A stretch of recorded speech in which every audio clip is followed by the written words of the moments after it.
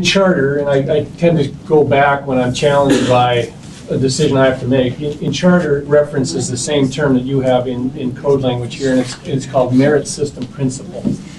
And I don't want an answer now, but in historical times, there was two types of reimbursement or premise, and one of them I know is patronage, and the other one is merit system principle. Can you give me your definition later on what merit system principle is, as it relates both to your definition and here? You use it on page 5. The charter uses it in charter language as well.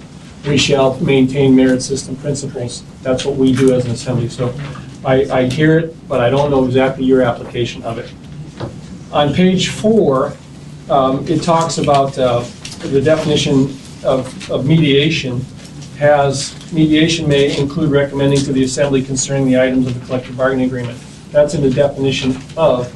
But when I get back into the 370-100 side, I don't see a process for us to engage in mediation. There never says both sides can choose mediation. It just gets right into fact finding. It gets right into last best. So I would like to know how the opportunity for us to engage guidance, if we're prohibited from engaging the debaters or the mechanism during collective bargaining, how does one party adamantly say, I want to go to the assembly and ask them? I don't need the answer right now. I do you know it? This is a carryover. This is the prior definition.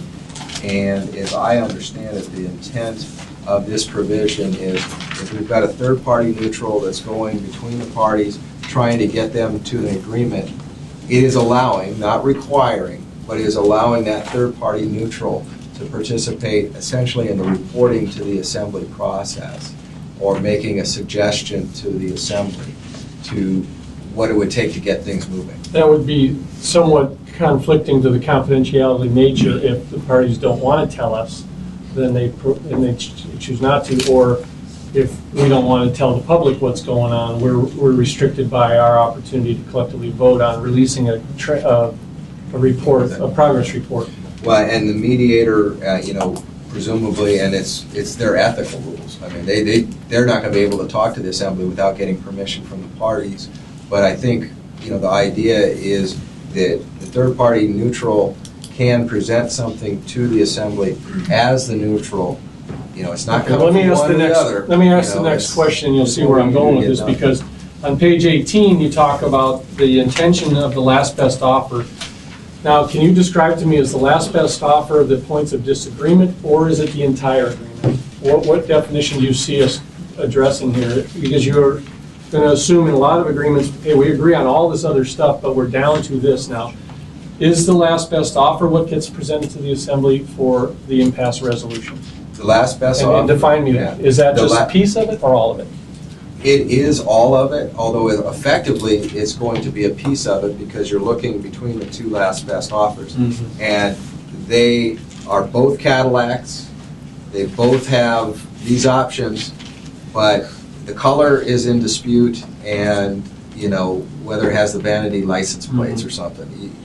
It's just the 2 issues, the 7 issues, the 17 issues that are in dispute that you're comparing, because the rest is still the same. I'm not trying to maximize the conversation, but I'm interested in that. If the new role concept is that we're impasse resolutors, we provide that role, then that's the case. But I'm conflicted by the language that you've used in here, because then you also allow an opportunity that where it says prior to the assembly approval of the final contract, the parties may reach an agreement outside of the terms. So it would appear that your answer is that what we're doing for arbitration resolution isn't the entire agreement, but just a piece of it.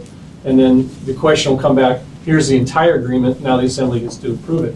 I just want to have some clarity as to, when in my mind, can the assembly do this? And I'm not sure I see that. And the clear intent, Mr. Starr, was to allow the parties, if they can come to a voluntary agreement, then you guys are out of the picture. You've been deliberating, you got public testimony, it's been going on all night, and you're getting ready to vote, and the mayor comes and says, we got a deal, then you guys, it's done. After we've arbitrated an impasse, though, that's my challenge, is because if you ask us to say, hey guys, we need you to do last best, take it or leave it, we send that there, and then 2 weeks later the final agreement comes back to us, then you potentially could have that changed again. Is that what you would see happen? Well, Yeah, I mean, you're not truly arbitrating an impasse. I mean, you're making the decision, but it's not, you're not taking tests. You're not doing it as an arbitrator would with a, kind of a formal proceeding. You're doing with the assembly rules.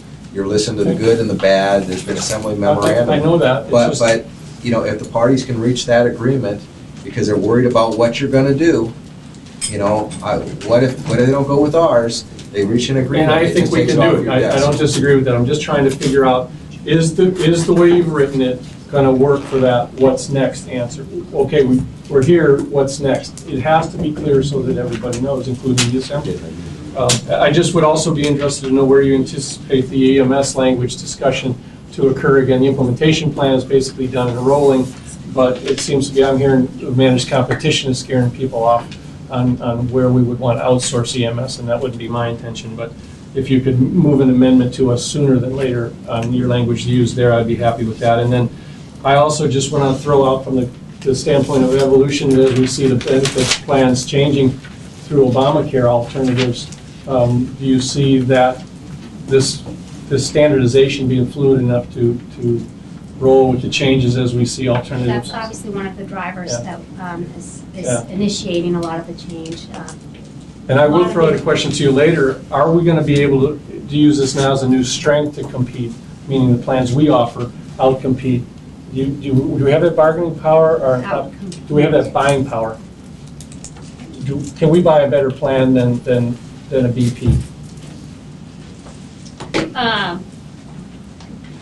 It depends on what you call buying a better plan. It's all, there's a I'm lot of risk. 65-35 Blue Cross Blue Shield with $5,000 deductible costs me $2,000 a month. Can the city do better than that to where it drives me to come to work here? Well, we obviously want to maintain a competitive benefit program because that's really one of the incentives for to draw workers. All right, that's all. Thanks, and I'll send some questions to the clerk. Thank you. Ms. Grayjack. Thank you, Mr. Chairman. Okay, I have several questions, but I'll just start with probably 3 right now and hopefully come back to more. But anyway, in terms of contract negotiations, instead of having an arbitrator in the picture, it's up to the assembly to look at both offers and make a decision, correct? Yes. And I think that is poor public policy.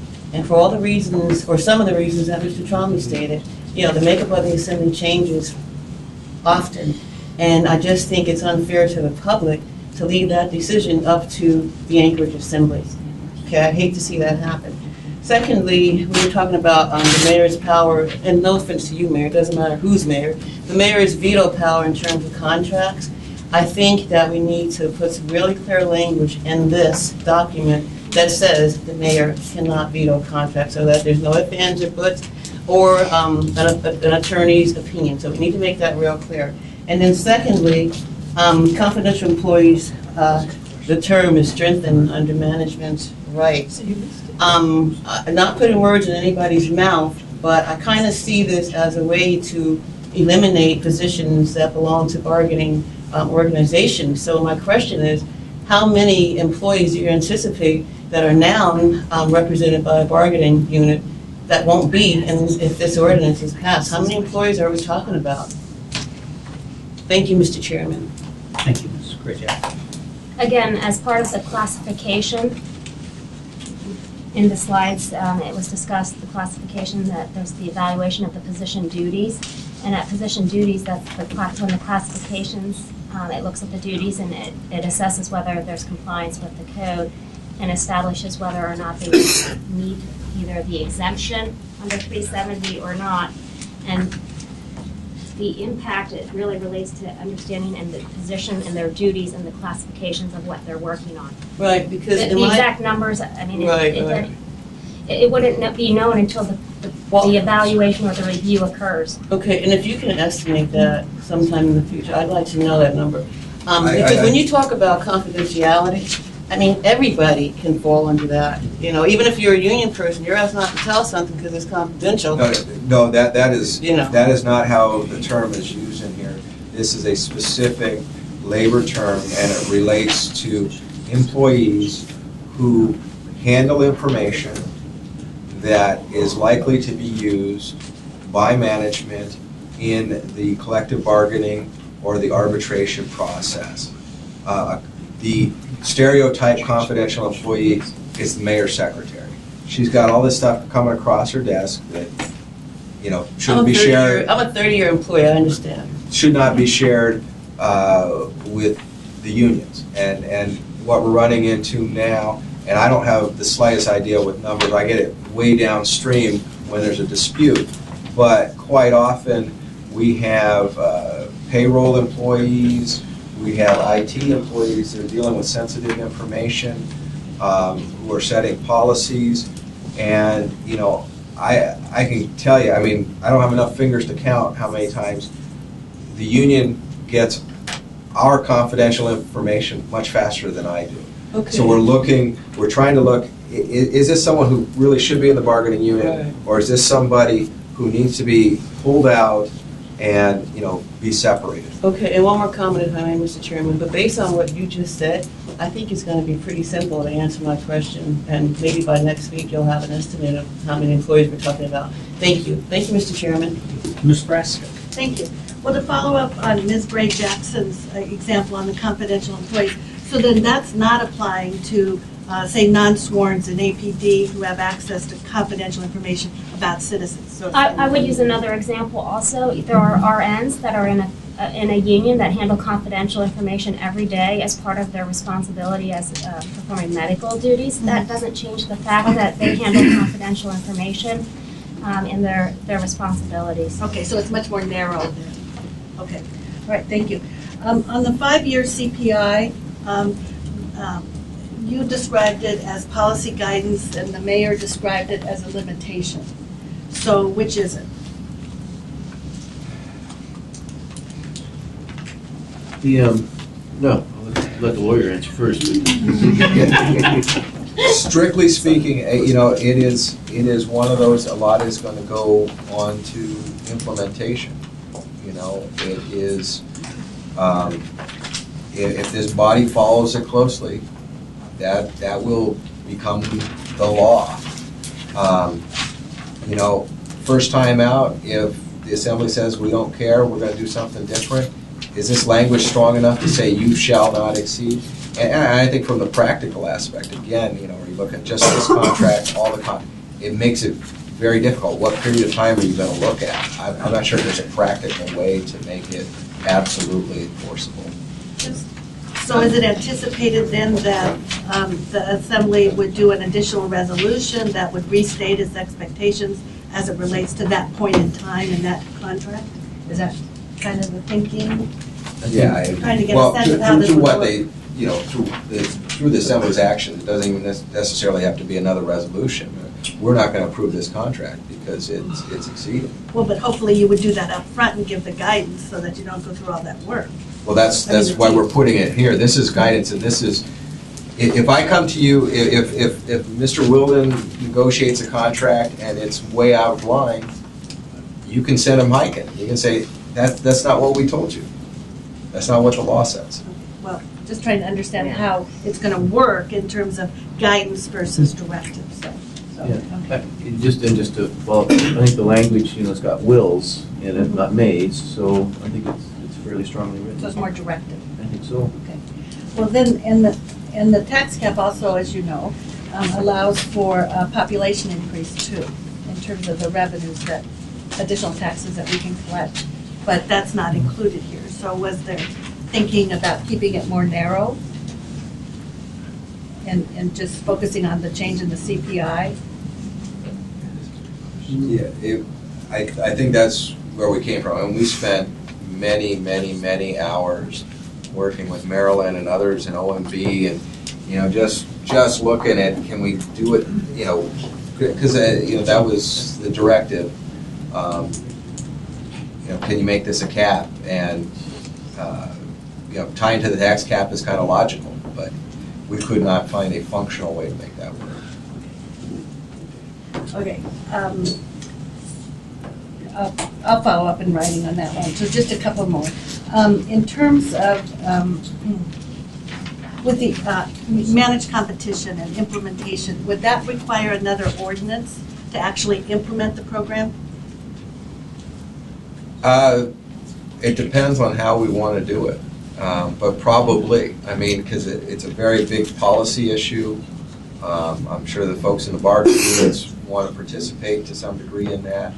But beyond that, and again, I'm not the expert. I don't know if we have anyone here on the purchasing rules. Are they really set up for this? In some ways, yes, but in some ways, no. If we send out a whole department, who's supervising it, not purchasing? There is some other steps in there. Sure, okay. And just trying to understand, again, what would be the next steps? Should this go into play in terms of the administration laying out how it's going to work and having the opportunity to have that kind of discussion? Okay, so, okay. Yeah, we would put together a plan for your review, and again, it will involve obviously Title VII with the purchasing and bidding, and whether it takes another ordinance, I don't know. We'll develop that. All we're doing today is saying we'd like the opportunity when we negotiate contracts to have those included, and so there's a lot of work to do to just say what that really means. Okay, and then one last one. In terms of firefighting and the definition of with EMS, is it the intent to include dispatch and fire inspections?